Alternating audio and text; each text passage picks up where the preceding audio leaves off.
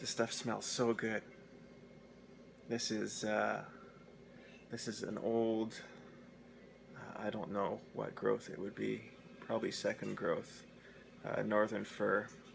It was reclaimed out of a building that had to be taken down, and I'm using it for the floorboards and the new shop here that I'm building.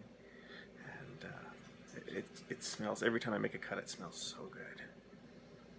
It doesn't taste as good as it smells, though. I don't go there with that. I've learned a while ago that one of the things you have to do is celebrate the small wins instead of waiting for the big ones. You know, the big ones are great, but I find, at least I lose motivation if I just hold out for the big ones. So today's small win is getting my wood stove and my blackboard up. And the blackboard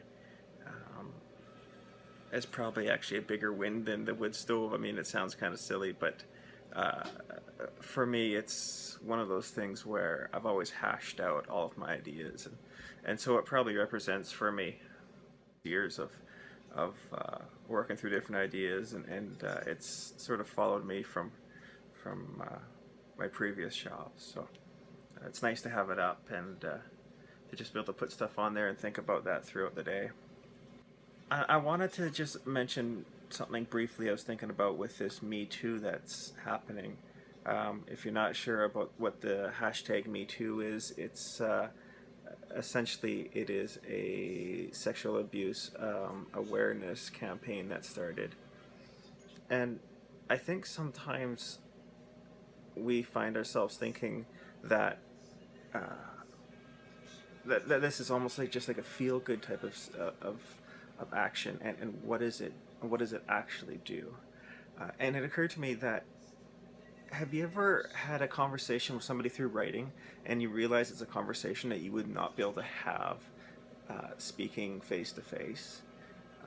I think there's something unique about being able to write these things out, and in the way that it breaks down some of the extra barriers, and in a topic as diverse and complicated as sexual abuse, I think any opportunity there is to break down a barrier, the better it is, and the more we should seize it. So just maybe another thought.